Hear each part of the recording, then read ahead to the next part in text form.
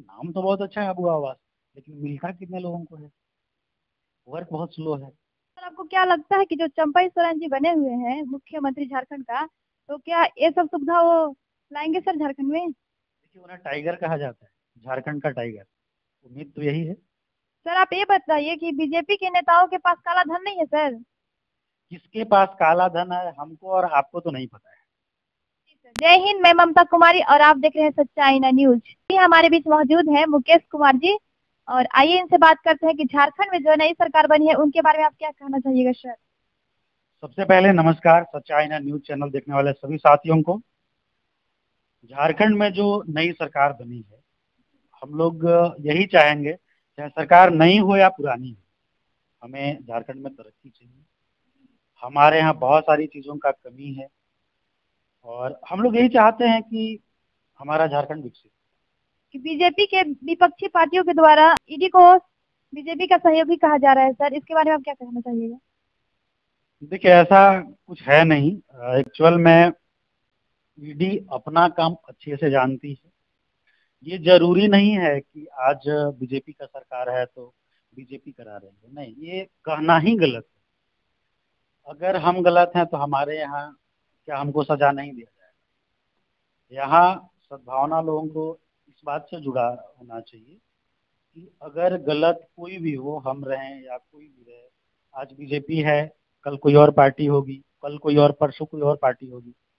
तो ये जरूरी नहीं है कि आज बीजेपी है तो विपक्षी पार्टियों को परेशान करे, नहीं, ये कहना ही गलत है। ईडी अपना काम बहुत अच्छे से जानती है और जिसको जब जरूरत पड़ेगा वो अपना काम सही तरीके से करती सर आप ये बताइए कि काला धन जितना भी है सिर्फ विपक्षी पार्टियों के पास ही है सर? है। नहीं, ये कहना ही गलत है कि केवल विपक्षी पार्टियों के पास है। काला धन चाहे जिसके पास भी हो, ईडी सीबीआई अपना काम अच्छे से करती आई है, करती है और करेगी भी। चाहे जिसके पास भी हो, काला धन है तो है, वो धीरे धीरे सबको खंगाला जाएगा, सबके पास से काला धन निकाला जाएगा। और विपक्षी पार्टियों के ऊपर ही ईडी क्यों लगाया जा रहा है सर? विपक्षी पार्टियों के ऊपर ही नहीं लगाया जा रहा है। ईडी को जिनके ऊपर भी शक हो रहा है या जिनके ऊपर लग रहा है कि इनके पास इस तरह का कुछ है, उनके पास जा रही है। कोई विपक्षी पार्टी के पास नहीं जा रही है। सर आप ये बताइए कि बीजेपी के नेताओं के पास काला धन नहीं है सर? जैसा कि मैंने पहले भी आपको बताया कि किसके पास काला धन है हमको और आपको तो नहीं पता है। जी सर। ये खोजना ईडी और सीबीआई का काम है। वो अपना काम कर रही है और आगे भी करती रहेगी ऐसे ही, चाहे वो बीजेपी का नेता हो, चाहे अन्य किसी भी विपक्षी पार्टी का नेता हो। सबके पास, जिसके पास उनको लग रहा है कि इनके पास है तो वो जा रहे हैं, अपना काम ढंग से कर रहे हैं। है कि झारखंड राज्य इतना अमीर होने के बाद भी गरीब कैसे है? देखिए, इसका सबसे बड़ा मुद्दा ये है कि झारखंड में सबसे ज्यादा पलायन होता है। यहाँ से बहुत सारे लोग हमारे गांव घर से, पूरे झारखंड राज्य से बहुत सारे लोग जो है निकल कर बाहर जाकर के काम करते हैं। इसका सबसे बड़ा रीजन ये है कि हमारे यहाँ कोई भी फैक्ट्री नहीं है, हमारे यहाँ कोई भी प्लांट नहीं है, जिसके वजह से हम लोगों को यहाँ रोजगार नहीं मिलता है।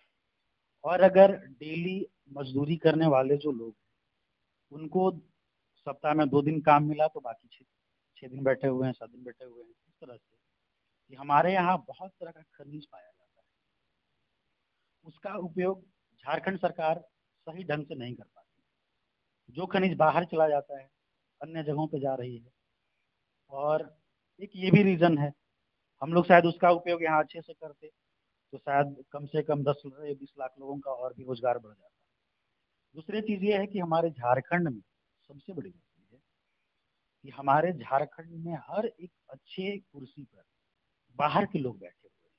सबसे बड़ा कारण ये है, क्योंकि बाहर का लोग कभी भी हमको तो सपोर्ट नहीं करेंगे। लेकिन बाहर के लोग को ही झारखंड में क्यों ऐसे लाया जाता है सर? हो सकता है कि इसमें हमारी भी कुछ कमी हो सकता है।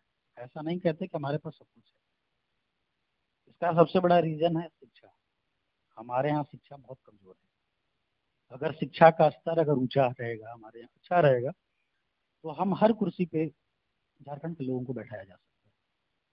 इसका सबसे बड़ा रीजन है शिक्षा, जिसको बढ़ावा मिलना चाहिए झारखंड में। हर एक गांव गांव में, कस्बे में जाकर के इस चीज का निरंतर तरीके से सुचारू रूप से चल रहा है या नहीं चल रहा है, ये जांच का विषय है, इस पर जांच होना चाहिए। झारखंड से गरीबी को मिटाने के लिए सरकार को क्या करना चाहिए सर?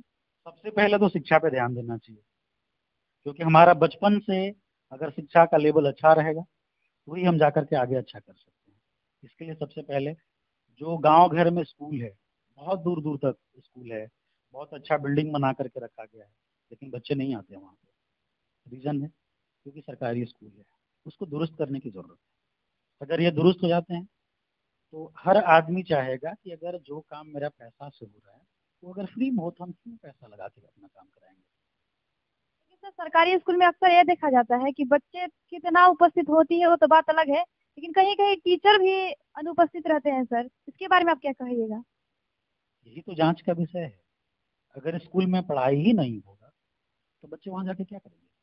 प्राइवेट स्कूलों में क्यों भीड़ लगती है, क्यों वहां बच्चे जाते हैं। जगह नहीं मिलता है, सीट नहीं मिलता है प्राइवेट स्कूलों में, क्यों नहीं मिलता है।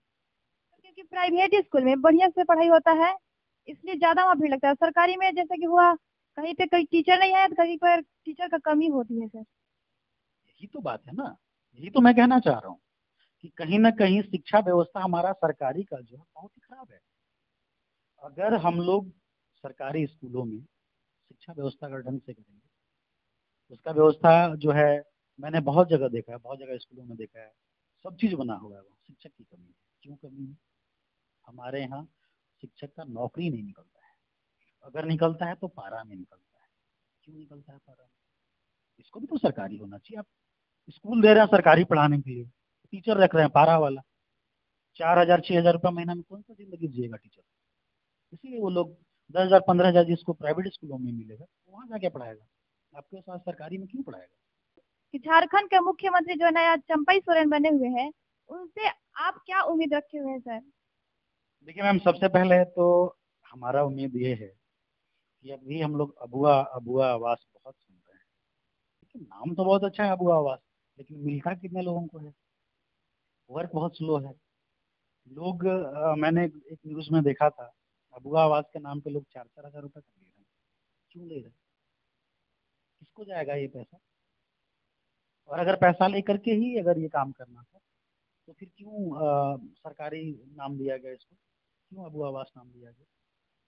अगर सब लोग 4,000 रुपये सक्षम होते देने के लिए तो जाहिर सी बात है कि वही 4-4 हजार रुपए कर करके वो अपना घर भी बना लेते है ना। पहला चीज। दूसरा चीज ये उम्मीद है कि शिक्षा पे विशेष ध्यान दिया जाए। और हमारे यहाँ सबसे बड़ा चीज है उद्योग। और हमारा सबसे बड़ा कमजोरी ये है कि हमारे यहाँ बहुत अच्छा खासा फसल नहीं होता है, जिससे लोग फसल करके अपना आजीवन को जीवन को चलाने के लिए जो है वो सक्षम हो पाए। आपने देखा होगा कि काम करने बाहर गए हैं, वहीं एक्सीडेंट हो गया, डेथ हो गया।